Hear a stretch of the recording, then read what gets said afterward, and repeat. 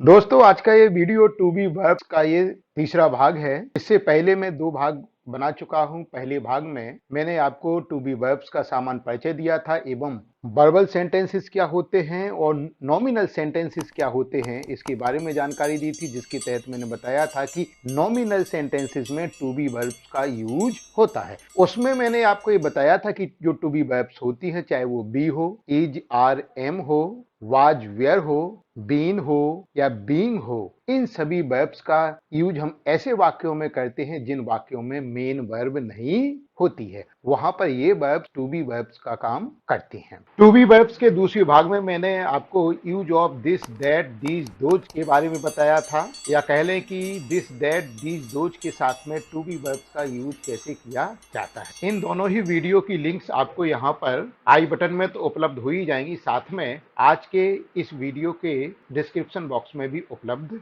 हो जाएंगे। तो दोस्तों, मैं हूं डॉक्टर कुंज बिहारी और आप देख रहे हैं मेरा यूट्यूब चैनल एड इंटेलेक्ट। आज के इस वीडियो में मैं आपको इज, आर, एम और वाज, वेयर जो टू बी वर्ब्स हैं, इनका उपयोग देयर के साथ में करके बताऊंगा, या इसे हम कह सकते हैं कि देयर का यूज कैसे होता है। चाहे हम ये कहें कि टू बी वर्ब्स का उपयोग देयर के साथ कैसे करते हैं। तो दोस्तों, चलते हैं आज के इस वीडियो की ओर।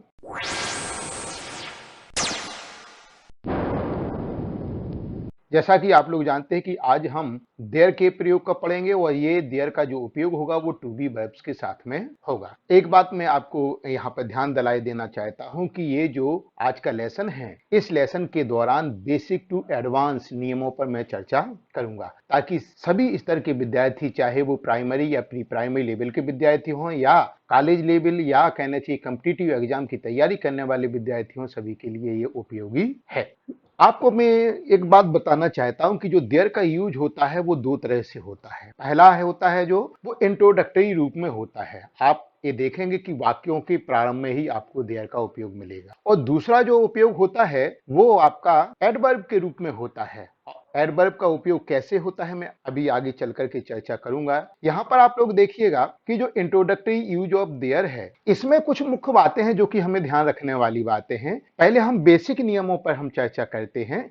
इस तरह के वाक्यों में सब्जेक्ट के स्थान पर देयर का यूज होता है। हम जानते हैं कि नॉर्मली वाक्यों के प्रारंभ में सब्जेक्ट का उपयोग होता है, लेकिन इन वाक्यों में क्या होगा, देयर का उपयोग होगा। इसके साथ साथ क्या है, वास्तविक सब्जेक्ट हेल्पिंग वर्ब के बाद आता है। और जो वास्तविक सब्जेक्ट है जिसके बारे में हम चर्चा कर रहे हैं वो कहां आएगा, हेल्पिंग वर्ब के बाद में आएगा। यहां पर जैसे एग्जांपल दिया है, देयर इज अ कैट, तो सबसे पहले क्या आया, देयर आया, यानी मतलब सब्जेक्ट के स्थान पर आ गया ये। वो हम चर्चा किसके बारे में कर रहे हैं, कैट के बारे में, तो कैट क्या हो गया, यहाँ पर सब्जेक्ट हो गया। और वो कहां आया, देखिए हेल्पिंग वर्ब के बाद आया। ये हमें ध्यान में रखना है। मैंने आपको पहले बताया है कि इज, आर, एम और वाज, वेयर जिसके साथ में हम देयर का यूज पढ़ने वाले हैं, ये सभी टू बी वर्ब्स हैं का वो उपयोग वास्तविक सब्जेक्ट के अनुसार होता है। वास्तविक सब्जेक्ट यहां पर क्या था, कैट था। यदि कैट सिंगुलर है तो इज आ गया, और यही कैट्स होता तो आर आ जाता। यानी जो वास्तविक सब्जेक्ट है भले ही वो सेंटेंस के बाद में है, लेकिन उसकी फॉर्म के आधार पर हम क्या करेंगे, सिंगुलर या प्लूरल हेल्पिंग वर्ब का उपयोग करेंगे। इस बात का ध्यान में रखना, देयर को देख करके नहीं करेंगे। चौथा नियम अभी मैं छोड़े देता हूं, पांचवें पर आता हूं। इस तरह के वाक्यों में देयर का अर्थ महत्वपूर्ण नहीं होता है। जहां पर देयर सब्जेक्ट के स्थान पर प्रयोग किया जा रहा है, इंट्रोडक्टरी रूप में प्रयोग किया जा रहा है, ऐसे वाक्यों में हमारे लिए देयर का अर्थ महत्वपूर्ण नहीं होता। हम चाहें उसके अर्थ को हम अपने ध्यान में रखें और ना चाहें तो ना रखें। जैसे देखिए जो एग्जाम्पल है मैंने यहाँ पर दिया है, देयर इज अ कैट, एक बिल्ली है, ये बोलेंगे तो भी सही है, और यदि ये बोलेंगे वहां एक बिल्ली है, ये बोलेंगे तो भी सही है। अब मैं बात करता हूं चौथा नियम जो कि मैंने अभी छोड़ दिया था, ये एडवांस लेवल का नियम है। इस तरह के वाक्यों में सब्जेक्ट के बाद में प्रीपोजिशनल फ्रेज, जिसे हम पीपी कहते हैं, आता है। प्रीपोजिशनल फ्रेज जिसमें एक प्रीपोजिशन हो प्लस नाउन फ्रेज हो। और नाउन फ्रेज के बारे में मैं चर्चा टू बी वर्ब्स के सेकंड वाले वीडियो में मैं कर चुका हूं। आप लोगों से मेरी रिक्वेस्ट है कि पहला भाग और द्वितीय भाग आप लोग जरूर देखें। इन वीडियोज की लिंक्स में यहाँ आई बटन में दे दूंगा और इस वीडियो के डिस्क्रिप्शन बॉक्स में भी उपलब्ध करवा दूंगा। नाउन फ्रेज से कहने का मतलब वो है कि जिसमें एक नाउन हो या प्रोनाउन। फ्रेजेस को हम कॉमन रूप से जानते हैं कि एक से अधिक शब्दों का समूह क्या होता है, फ्रेज होता है। जैसे द कैट, यहां पर कैट नाउन हो गया और द क्या हो गया, यहां पर ये आर्टिकल है जो कि डिटर्मिनर भी कहा जाता है। तो ये जो द है ये यहां पर मॉडिफायर है और जो कैट है वो क्या हो गया, हेड वर्ड और नाउन है। नाउन फ्रेज में हेड वर्ड नाउन भी हो सकता है और प्रोनाउन भी हो सकता है। कभी कभी कई ऐसी परिस्थितियां होती हैं जहां पर फ्रेज में अकेला एक सिंगल वर्ड भी होता है। तो प्रीपोजिशनल फ्रेज से कहने का मतलब यह है कि उसमें नाउन फ्रेज से पहले कहना चाहिए कि आएगी आपकी प्रीपोजिशन आएगी। इसको उदाहरण के रूप में हम देखते हैं नीचे, जो कि एडवांस लेवल का उदाहरण मैंने दिया है। There is a cat in my room. Hindi क्या होगा, मेरे कमरे में एक बिल्ली है। यदि हम बेसिक वाला सेंटेंस देखें तो इसके तहत देयर इज अ कैट इतना आता है। एडवांस लेवल में क्या हो गया, इन माई रूम। तो इन प्रीपोजिशन हो गई, माई क्या हो गया, यहां पर पजेसिव प्रोनाउन हो गया, जो क्या है यहां पर डिटर्मिनर के रूप में आया हुआ है। तो ये फ्रेज में एक से अधिक क्वालिफायर हो सकते हैं, इस बात का भी आपको ध्यान रखना। तो ये भी क्या है, क्वालिफायर है। रूम क्या है, एक प्लेस का नाम है, तो ये क्या है, नाउन है। तो ये नाउन फ्रेज है, क्योंकि नाउन फ्रेज के पहले इसमें एन लगा हुआ है जो कि प्रीपोजिशन है, इसलिए ये प्रीपोजिशनल फ्रेज भी है। तो मेरा बताने का मतलब ये था कि इस तरह के वाक्यों में जहां पर देयर का यूज होता है वहां पर सब्जेक्ट के बाद में प्रीपोजिशनल फ्रेज भी होता है। और जो प्रीपोजिशनल फ्रेज होगा वो काय के लिए होगा, या तो प्लेस बताने के लिए, या टाइम बताने के लिए, या सिचुएशन बताने के लिए। किसकी, सब्जेक्ट की। कोई आयोजन होने वाला है तो कब है, ठीक। कोई चीज कहीं पर है तो कहां है। कोई वस्तु किसी हालात में है तो कैसी हालात में है। इन सब के बारे में जानकारी देने के लिए क्या किया जाता है, प्रीपोजिशनल फ्रेज का उपयोग किया जाता है। अब हम बात करते हैं कि चाहे हम बेसिक लेवल की बात करें चाहे एडवांस लेवल की हम बात करें, कि जो देयर का उपयोग है वो इंट्रोडक्टरी रूप में किस प्रकार से किया जाता है। इसको जानने के पहले सबसे पहले हमें देखना पड़ेगा कि कौन सी हेल्पिंग वर्ब या जिसे हम टू बी वर्ब्स कहते हैं वो कौन सी परिस्थिति में उपयोग की जाएगी। यहां पर मैंने आप लोगों के लिए एक टेबल उपलब्ध करवाई है। इस टेबल में देखिएगा यूज ऑफ हेल्पिंग वर्ब जिसे हम टू बी वर्ब्स कहते हैं, ये टेंसेस दिए गए हैं। और यदि आपका सब्जेक्ट सिंगुलर है तो ए वाली हेल्पिंग वर्ब्स यूज होगी, और यदि प्लूरल है तो ए वाली हेल्पिंग वर्ब्स प्लूरल होंगी। यदि प्रेजेंट टेंस है तो सिंगुलर में इज और प्लूरल में आर होगा। जैसे कैट है तो इज और कैट्स है तो आर। पास्ट टेंस है तो सिंगुलर में वाज और प्लूरल में वेयर। यदि वही जैसे हमने प्रेजेंट में देखा, कैट है तो वाज आएगा और कैट्स है तो वेयर आएगा। फ्यूचर में टू बी वर्ब का यूज नहीं होता है, लेकिन फ्यूचरिटी सेंस में भी हम क्या कर सकते हैं, इन हालातों को बताने के लिए देयर का उपयोग कर सकते हैं। तो यहां पर आप लोग ध्यान में रखिएगा कि फ्यूचर का मैं बताऊंगा जरूर, लेकिन वो टू बी वर्ब्स नहीं कहलाएंगे, क्योंकि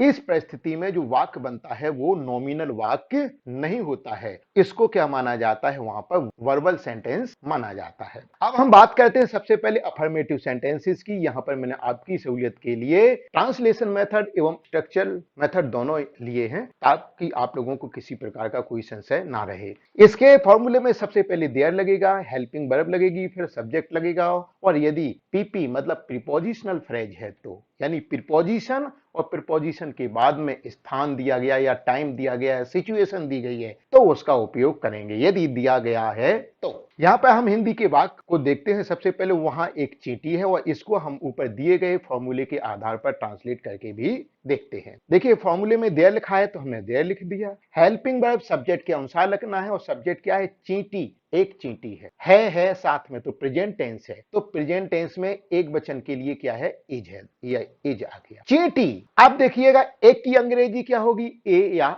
एन होती है। अब चींटी को हम आंट कहते हैं, तो आंट के साथ में स्वाभाविक रूप से हम क्या करते हैं, एन का उपयोग करते हैं, तो एन आंट हो गया। ये सरल सेंटेंस था। अब हम देखते हैं थोड़ा एडवांस सेंटेंस देखते हैं। सोमवार को एक मीटिंग थी, पास्ट में भी हो सकता है, थी पास्ट है। फॉर्मूले में देयर है तो सबसे पहले हमने देयर लगा दिया। अब हेल्पिंग वर्ब है तो वाज या वेयर लगेगा। मीटिंग थी मतलब एक मीटिंग थी, इसलिए ये क्या आ गया, वाज आ गया। सब्जेक्ट क्या है, मीटिंग यानी बैठक, और बैठक को इंग्लिश में क्या कहते हैं, मीटिंग, तो आ मीटिंग। अब देखिए on Monday, A prepositional phrase है, क्योंकि ऑन प्रीपोजिशन है और मंडे क्या है, यहाँ पर नाउन फ्रेज के रूप में है, भले ही अकेला एक वर्ड हो, नाउन है वो, ठीक है ना। तो ये प्रीपोजिशनल फ्रेज के रूप में यहां पर आया है। अब हम बात करते हैं नेगेटिव सेंटेंसेस की। नेगेटिव सेंटेंसेस में आपको थोड़ा ध्यान देने की आवश्यकता है, क्योंकि यहां पर नॉट का तो उपयोग होगा ही, साथ में नो का उपयोग भी होगा। और नो का उपयोग किन परिस्थितियों में होगा, चलिए देखते हैं। इसमें सबसे पहले हम देयर लगाएंगे, देयर के बाद में हेल्पिंग वर्ब लगाएंगे, हेल्पिंग वर्ब के बाद में नॉट या नो लगाएंगे, फिर सब्जेक्ट और फिर पीपी यानी प्रीपोजिशनल फ्रेज। हिंदी का वाक्य हम ट्रांसलेट करके देखते हैं, वहां चार कारें नहीं हैं। सबसे पहले देयर लगाना है तो देयर आ गया। हेल्पिंग वर्ब कारें प्लूरल है, और है तो प्रेजेंट टेंस है, और प्रेजेंट टेंस में प्लूरल के लिए देखिए क्या आता है, आर आता है, तो हमने आर। फिर नॉट है तो हमने नॉट लगाया, और कारें तो आ गई कितनी, चार, तो फोर, और कारें तो कार्स आ गया। इस तरह से सेंटेंस बन गया, there are not four cars. अब यह बात देखना यहां पर जरूरी है कि जब हम नॉट का उपयोग ना करके हम नो का उपयोग करेंगे तो वो भी बिल्कुल सही है, लेकिन उसकी कुछ आपको बातें ध्यान में रखने की जरूरत है। और वो बातें कौन कौन है, सबसे पहली बात यह है, नो का प्रयोग सिंगुलर सेंस में होता है, प्लूरल में नो का उपयोग नहीं होता है। वहां चार कारें नहीं हैं, पहली बात तो ये हिंदी में ही ऐसा वाक्य नहीं बनेगा। कैसा बनेगा,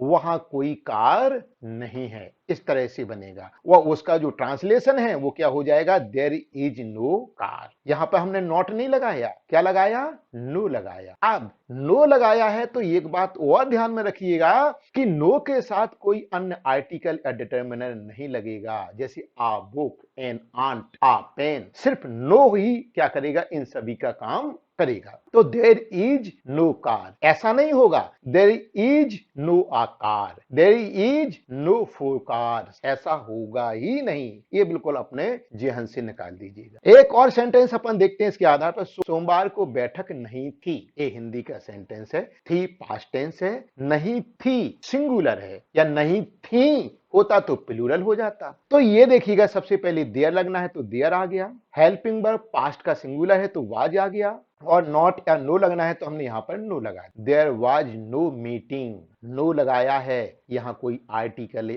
नहीं है। जबकि यहां पर अफर्मेटिव वाला सेंटेंस देखें, देयर वाज अ मीटिंग, क्योंकि यहां पर नो नहीं लगा था तो ए हमें लगाना जरूरी था। तो देयर वाज नो मीटिंग, बैठक की अंग्रेजी मीटिंग हो गई। फिर इसके साथ में आ गया ऑन मंडे, एक प्रीपोजिशनल फ्रेज हो गया। ऑन आपकी प्रीपोजिशन हो गई, और मंडे क्या बता रहा है, टाइम। मैंने आपको पिछली स्लाइड में बताया है कि प्रीपोजिशनल फ्रेज काय काय के लिए उपयोग होता है। अभी तक आप लोगों को देयर के उपयोग की जो सामान्य जानकारी वो समझ में आ गई होगी। अब हम जल्दी से देखते हैं कि इंटेरोगेटिव सेंटेंसेस में किस तरह से इसका उपयोग होता है। इंटेरोगेटिव सेंटेंसेस में सामान्य इंटेरोगेटिव सेंटेंस की तरह हेल्पिंग वर्ब सबसे पहले आएगी, देयर, फिर बाद में आएगा, फिर सब्जेक्ट आएगा, और फिर प्रीपोजिशनल फ्रेज, और बाद में क्वेश्चन मार्क, जिसे हम प्रश्न चिन्ह भी कहते हैं। क्या दूध में कुछ है, ये हिंदी का सेंटेंस है, प्रेजेंट टेंस। कुछ है, कुछ है नहीं तो सिंगुलर है। तो हेल्पिंग वर्ब निस्संदेह रूप से क्या आ जाएगी, एज आ जाएगी, क्योंकि प्रेजेंट का सिंगुलर है। देयर है तो देयर आ गया। सब्जेक्ट, कुछ के बारे में बात चल रही है तो समथिंग आ गया। और इन मिल्क, ये प्रीपोजिशनल फ्रेज हो गया। और क्वेश्चन इंटेरोगेटिव नेगेटिव सेंटेंसेस में हम देखें, हेल्पिंग वर्ब आएगी सबसे पहले, देयर आएगा, नॉट या नो। नॉट कब उपयोग होता है और नो कब उपयोग होता है मैंने अभी आपको ये बता ही दिया है। सब्जेक्ट आएगा, फिर प्रीपोजिशनल फ्रेज, और बाद में क्वेश्चन मार्क आएगा। क्या वहां तीन फूल नहीं थे, हिंदी का सेंटेंस है। सबसे पहले हेल्पिंग वर्ब, नहीं थे, बहुवचन, पास्ट, वेयर आएगा, तो ये आ गया वेयर। देयर है तो देयर आ गया, नॉट है तो नॉट आ गया, और तीन फूल, थ्री, तो फ्लावर्स, तो were there not three flowers, question mark. यहां नो क्यों नहीं आया, क्योंकि मैंने आपको बताया है कि नो सिंगुलर के सेंस में आता है, एक वचन के सेंस में आता है। यहां पर तीन फूल हैं तो यहां पर नो का यूज नहीं होगा। क्या सोमवार को बैठक नहीं होगी, ये मैं आपको बता देता हूं, ये फ्यूचर टेंस में है, और फ्यूचर में विल बी का उपयोग होता है, लेकिन ये आपका टू बी वर्ब में शामिल नहीं है, क्योंकि मुझे देयर का उपयोग फ्यूचर में भी बताना है, तो इसलिए मैं बता रहा हूं। यहां पर सेंटेंस को जब हम ट्रांसलेट करेंगे, सबसे पहले हेल्पिंग वर्ब है, तो क्या है, फ्यूचर में विल आएगा सबसे पहले। आप लोगों ने सामान्य रूप से देखा होगा जब आप टेंसेस भी पढ़ते हैं कि यदि कोई नेगेटिव सेंटेंस हो या इंटेरोगेटिव सेंटेंस हो, तो हेल्पिंग वर्ब यदि एक से अधिक हो तो सब्जेक्ट के पहले एक ही हेल्पिंग वर्ब आती है और दूसरी वाली कहाँ आएगी, सब्जेक्ट के बाद में आती है। ये सामान्य सा नियम है जो आप लोग जानते होंगे, और नहीं जानते होंगे तो इस बात को ध्यान में रखिएगा। तो यहाँ विल थी तो विल आ गया, फिर सब्जेक्ट क्या कहलाता है, देयर कहलाता है, क्योंकि ये सब्जेक्ट के स्थान पर है, तो यहाँ पर देयर आ गया। और सेकंड वाली जो हेल्पिंग वर्ब है विल बी, ये आ गया, इसलिए मैंने इसे बोल्ड भी किया है। मैंने देयर को सब्जेक्ट इसलिए बोला है ताकि आप लोग कंफ्यूज ना हो जाए। हालांकि देयर वाले उपयोग में देयर सब्जेक्ट के स्थान पर आता तो है, लेकिन वो सब्जेक्ट नहीं है। सब्जेक्ट तो क्या होता है जिसके बारे में बात चल रही है। सिर्फ विल और वी ये अलग अलग क्यों आए हैं ये बताने के लिए यहां पर मैंने बताया है। फिर देखिएगा, नहीं होगी एक वचन है तो हमने यहां नॉट की जगह नो का उपयोग कर दिया। बैठक है तो मीटिंग आ गया। फिर प्रीपोजिशनल फ्रेज है तो on Monday, there will be no meeting on Monday. इस तरह से आपका ये सेंटेंस बन जाएगा। WH वर्ड सेंटेंसेस भी इसी तरह से बनेंगे, और इनका जो नॉर्मल स्ट्रक्चर है, पहले WH वर्ड आएगा, हेल्पिंग वर्ब, देयर, सब्जेक्ट और आपका प्रीपोजिशनल फ्रेज, और बाद में आएगा क्वेश्चन, वहां क्या है, व्हाट इज देयर। इसको देखिएगा, ये आपके फॉर्मूले के आधार पर ही है। सबसे पहले WH लगाना है। यहाँ पर WH वर्ड क्या होते हैं ये मैंने पिछले वीडियो में भी बताया था, जैसे व्हाट, व्हेन, वेयर, ये जितने भी क्वेश्चन वर्ड होते हैं वो सभी WH वर्ड हैं। ये व्हाट आ गया। फिर हेल्पिंग वर्ब है, प्रेजेंट सिंगुलर है नहीं है, इज आ गया। फिर देयर लगना है तो देयर। अब यहां सब्जेक्ट नहीं है क्योंकि उसके बारे में तो पूछ ही जा रहा है कि क्या है, और प्रीपोजिशनल फ्रेज भी नहीं है, ठीक है। और क्या बचा, अकेला क्वेश्चन मार्क बचा, तो क्वेश्चन मार्क हमने लगा दिया। जब भी फॉर्मूले के आधार पर हिंदी के वाक्यों में जो भी हमें एलिमेंट नहीं मिलते हैं तो इसका मतलब नहीं है कि वो ट्रांसलेट नहीं हो सकता, ट्रांसलेट होगा, उन चीजों को हम छोड़ देंगे। तुम्हारे कमरे में कौन था, पास्ट टेंस है, तो कौन, हु, वाज था, प्रेजेंट टेंस, WH हो गया, हेल्पिंग वर्ब हो गई, देयर है तो देयर। फिर सब्जेक्ट कौन था, ये तो पूछे जा रहा है, यहां सब्जेक्ट नहीं है, और जो ये इन योर रूम है ये प्रीपोजिशनल फ्रेज है, तो हमने सब्जेक्ट नहीं था तो सब्जेक्ट को छोड़ दिया और प्रीपोजिशनल फ्रेज को हमने यहां लिख दिया है, और इस तरह से ये ट्रांसलेशन हो गया। यहां पर एक बात ध्यान देने वाली बात ये भी है कि जो वेयर वाले वाक्य में देयर का उपयोग नहीं होता है, क्योंकि देयर स्थान को अधिकांश रूप से डिनोट करता है, और वेयर क्या करता है, स्थान के बारे में पूछता है। तो वेयर वाले वाक्यों में देयर का उपयोग नहीं होता है, इस बात का भी आपको ध्यान रखना है। यहां पर दूसरा तरह का जो स्ट्रक्चर है, जो कि which, how many, how much वाले WH वर्ड्स के साथ में उपयोग होता है, इसमें सबसे पहले WH आएगा, सब्जेक्ट आएगा, उल्टा हो गया, सब्जेक्ट यहां पर पहले वाले में बाद में जा रहा था, यहां पहले आ गया, ये ध्यान में रखना है। हेल्पिंग वर्ब आएगी, फिर देयर आएगा, फिर प्रीपोजिशनल फ्रेज आएगा, और फिर क्वेश्चन मार्क आएगा। कक्षा में कितने विद्यार्थी हैं, ये सेंटेंस है, कितने, हाउ मेनी, कितना, हाउ मच, यानी गिनती है तो हाउ मेनी, और यदि मात्रा है तो हाउ मच आता है, तो हाउ मेनी। फिर सब्जेक्ट क्या है, विद्यार्थियों के बारे में पूछ रहे हैं तो student, how many student. Helping verb हैं, प्रेजेंट टेंस का प्लूरल है तो आर आ गया। देयर लगा फॉर्मूले में तो देयर कह दिए। प्रीपोजिशनल फ्रेज, इन दी क्लास, ये स्थान को डिनोट कर रहा है, साथ में प्रीपोजिशन है तो ये क्या हो गया, प्रीपोजिशनल फ्रेज हो गया। अब हम बात करते हैं दूसरे तरह के उपयोग की, जहां पर देयर एडवर्ब के रूप में उपयोग होता है। सबसे पहले यहां पर हम ये जाने कि आखिर एडवर्ब होती क्या है, तो इससे पहले हमें एडजेक्टिव समझना होगा। एडजेक्टिव क्या होता है, किसी नाउन या प्रोनाउन की वो क्या करता है, विशेषता बताता है, तो एडजेक्टिव। जैसे काली गाय, गाय नाउन हो गया और काली क्या हो गया, रंग हो गया, तो रंग भी एडजेक्टिव होते हैं, तो वो विशेषता बता रहा है कि ये काली गाय। ठीक उसी तरह से जिस तरह से एडजेक्टिव नाउन या प्रोनाउन की विशेषता बताता है, एडवर्ब क्रिया की विशेषता बताता है, और क्रिया के अलावा कभी कभी ये एडजेक्टिव की भी विशेषता बताता है, और कभी कभी ये एडवर्ब की भी विशेषता बताता है। तो ये अंतर है। हिंदी में इसे कहते हैं क्रिया विशेषण, यानी जो क्रिया की विशेषता बताए, यानी कोई काम हो रहा है तो कैसे हो रहा है उसकी विशेषता बताना, ये है एडवर्ब होता है। यहां व्यक्ति के उपस्थित होने की क्रिया बताई जाएगी, वह कैसे वो उपस्थित है, यानी उस उपस्थित होने का टाइम बताया जा सकता है, प्लेस बताई जा सकती है, क्योंकि एडवर्ब 9 तरह की होती हैं, और जिसमें adverb of time, adverb of place, ये भी क्या है, बहुत महत्वपूर्ण एडवर्ब्स हैं। तो यहां पर क्या किया जाएगा, कोई व्यक्ति कहीं पर उपस्थित है तो उसके उपस्थित होने की क्रिया की विशेषता यहां पर बताई जाएगी, तो यहां पर ये एडवर्ब के रूप में उपयोग होगा। यहां पर मैंने पांचों तरह के वाक्यों के फॉर्मूले आपको ट्रांसलेशन और स्ट्रक्चरल मेथड में बताने के लिए दिए हैं। अब एडवर्ब के रूप में होता कैसे है, एक सेंटेंस हम पहले अफर्मेटिव का देखते हैं तो उसके साथ में हमें समझ में आ जाएगा। हमें यहां पर यह बात जानना जरूरी है कि हम चूंकि देयर का यूज पढ़ रहे हैं, लेकिन देयर का अपोजिट क्या होता है, हेयर होता है। देयर मतलब वहां और हेयर मतलब यहां। तो एडवर्ब के रूप में अकेला देयर का ही उपयोग नहीं होता है, हेयर का भी होता है। तो जब यहां का सेंस आएगा तो हम हेयर का करेंगे और वहां का सेंस आएगा तो हम देयर का करेंगे। इस बात का भी हमें ध्यान रखना है। अफर्मेटिव का जो फॉर्मूला है, सब्जेक्ट लगेगा, हेल्पिंग वर्ब लगेगी जो कि टू बी वर्ब कहलाती है, हेयर लगेगा या देयर लगेगा। मैंने चूंकि एडवर्ब के रूप में पढ़ रहे हैं इसलिए देयर के साथ साथ मैंने हेयर को भी यहां पर ले लिया है आपके नॉलेज के हिसाब। मैं यहां हूं, ये हिंदी का सेंटेंस। इसकी जब हम अंग्रेजी बनाएंगे, सब्जेक्ट क्या हो गया, मैं के बारे में जानकारी है तो मैं सब्जेक्ट हो गया आई। अब हेल्पिंग वर्ब हूं प्रेजेंट है और आई के साथ में क्या लगता है, एम लगता है, तो यहां पर आ गया आई एम। ठीक, और यहां की अंग्रेजी क्या हो गई, हेयर हो। तो इतनी बात आपको ध्यान में रखना है। नेगेटिव में देखें, सब्जेक्ट हो गया हेल्पिंग वर्ब जो कि टू बी वर्ब कहलाती है, फिर नॉट आ जाएगा, हेयर आ जाएगा और देयर आ जाएगा। जब इसका एक सेंटेंस देखते हैं, रमेश वहां नहीं है, रमेश इज अ नाम ऑफ पर्सन। ठीक है, तो सब्जेक्ट रमेश है तो रमेश आ गया, हेल्पिंग वर्ब सिंगुलर है तो इज आ गया, फिर क्या लगेगा, नॉट है तो नॉट, और हियर और देयर में से यहां पर वहां है तो क्या आ गया, देयर आ गया। बहुत सिंपल है, फॉर्मूला देखते जाना है और आपको बनाते जाना। इंटेरोगेटिव सेंटेंस देखे, पहले हेल्पिंग वर्ब लगेगी जैसे कि अमूमन तौर पर लगती है, फिर सब्जेक्ट आएगा, हियर या देयर आएगा और क्वेश्चन मार्क आएगा। क्या तुम वहां हो, हेल्पिंग वर्ब प्रेजेंट टेंस है, तुम है सब्जेक्ट, यू और यू के लिए क्या आएगा, आर, तो आर यू सब्जेक्ट भी हो गया। अब क्या है वहां, तो हियर और देयर में से क्या आ गया,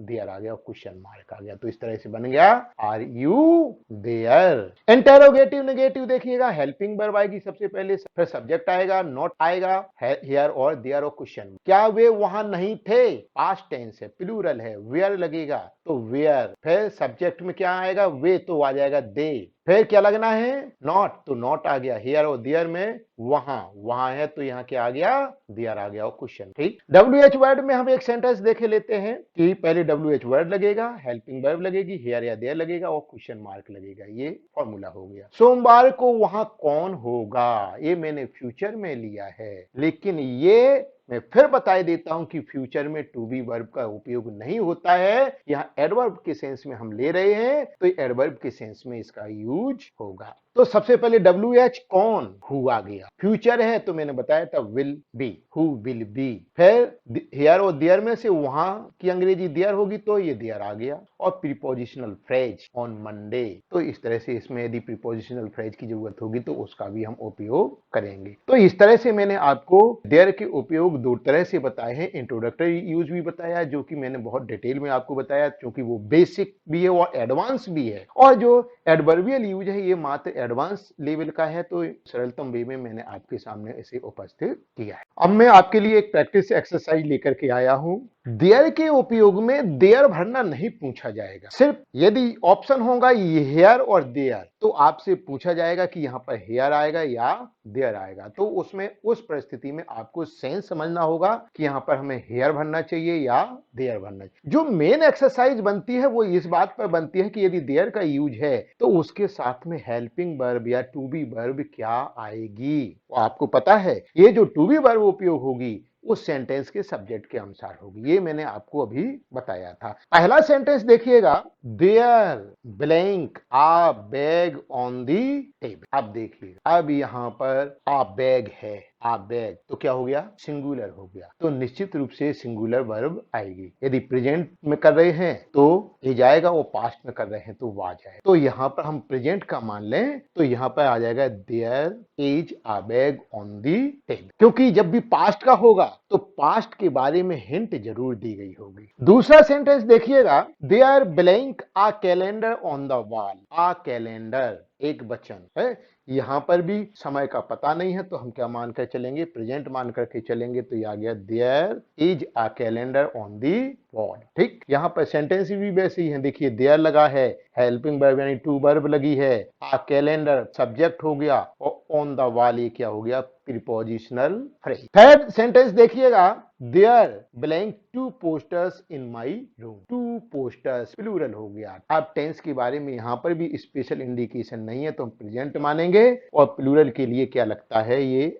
आर लगता है तो आर भर दिया। ठीक, चौथा सेंटेंस देखिएगा, there blank a banana in this basket. यहां पर देखिए इंडिकेशन है कि ये प्रेजेंट का है क्योंकि पास्ट में दिस का यूज नहीं होता है। तो there is a banana in this basket. अगला सेंटेंस देखिएगा, she not there yesterday. Yesterday ये वाला देखिएगा यानी पास्ट है तो she was not there on yesterday. ये कौन सा यूज आ गया, ये एडवर्बियल यूज आ गया। ये इंट्रोडक्टरी यूज नहीं है क्योंकि इंट्रोडक्टरी वाले में यदि सिंपल सेंटेंस है तो कहां आता है, देयर सबसे पहले आता है। छठवां देखिएगा, blank you here now. Now मतलब अभी, मतलब प्रेजेंट। तो प्रेजेंट में इज या आर या एम, तो यहां पर यू है और यू के साथ में क्या लगता है, आर, तो यहां पर आ जाएगा आर यू। ठीक, they are blank a conference in next week. Next week means future, यहां ना प्रेजेंट है ना पास्ट है तो यहां पर आ जाएगा विल बी। हालांकि ये टू बी वर्ब में नहीं आता है ना, ये सिर्फ फ्यूचरिटी का सेंस बताने के लिए मैंने एक्सरसाइज भी दी है। और चूंकि फ्यूचर में भी देयर का उपयोग होता है तो देयर का उपयोग अकेला मुझे टू बी वर्ब के साथ ही नहीं बताना था, देयर के उपयोग से संबंधित जितनी भी जानकारी थी सभी बतानी थी, इसलिए मैंने इसका उपयोग यहाँ पर लिया है। Last sentence, what blank there on that hill. That hill, what is there on that hill, उस पहाड़ी पर क्या ये। यहां पर आप लोगों ने देखा कि किस तरह से जो एक्सरसाइज है या कॉम्पिटिटिव एग्जाम्स में क्वेश्चन पूछे जाते हैं उनको आप किस तरह से हल कर सकते हैं। ये बातें छोटी छोटी जरूर लगती हैं लेकिन बहुत महत्वपूर्ण है क्योंकि इन्हीं छोटी छोटी टॉपिक्स पर बहुत ज्यादा क्वेश्चंस आते हैं और विद्यार्थी क्या करते हैं, छोटा टॉपिक समझ करके उन्हें छोड़ देते हैं। तो इस तरह से मैंने आप लोगों को देयर के उपयोग के बारे में जानकारी दी, इंट्रोडक्टरी रूप में किस प्रकार से उपयोग होता है और एडवर्बियल रूप में किस प्रकार से उपयोग होता है। आशा है आप लोगों को ये वीडियो पसंद आया होगा और यदि पसंद आया है तो अधिक से अधिक शेयर कीजिए ताकि अधिक से अधिक विद्यार्थी लाभान्वित हो सके। मैं आप लोगों को बताना चाहता हूं कि मैं आप लोगों तक ग्रामर से संबंधित सभी वीडियो पहुंचाऊं ताकि आप लोगों को ग्रामर समझने के लिए कहीं और परेशान होने की आवश्यकता ना हो। आप लोगों के मन में यदि कोई सवाल हो आज के इस वीडियो के बारे में तो इस वीडियो के कमेंट बॉक्स में जरूर लिखिएगा और मैं उचित समाधान आपका उसी कमेंट बॉक्स में देने की कोशिश करूंगा। विद्यार्थी चाहे तो मेरी वेबसाइट @intellect.blogspot.com पर भी विजिट कर सकते हैं जहां पर विद्यार्थियों के उपयोग से संबंधित अन्य वीडियो एवं इंग्लिश ग्रामर पर बहुत सारी वीडियो एवं पोस्ट पड़ी हुई हैं जिन्हें देख करके विद्यार्थी लाभान्वित हो सकते हैं। और हाँ, यदि आप लोगों ने अभी तक मेरे चैनल इंटेलेक्ट को सब्सक्राइब ना किया हो तो सब्सक्राइब भी कर लीजिएगा और बगल में जो बेल आइकन होता है उसे दबा दीजिएगा ताकि मेरे नए वीडियो का नोटिफिकेशन आप लोगों तक पहुंच सके। आप लोगों ने मेरा ये वीडियो देखा इसके लिए आपका बहुत बहुत धन्यवाद। Have a good day.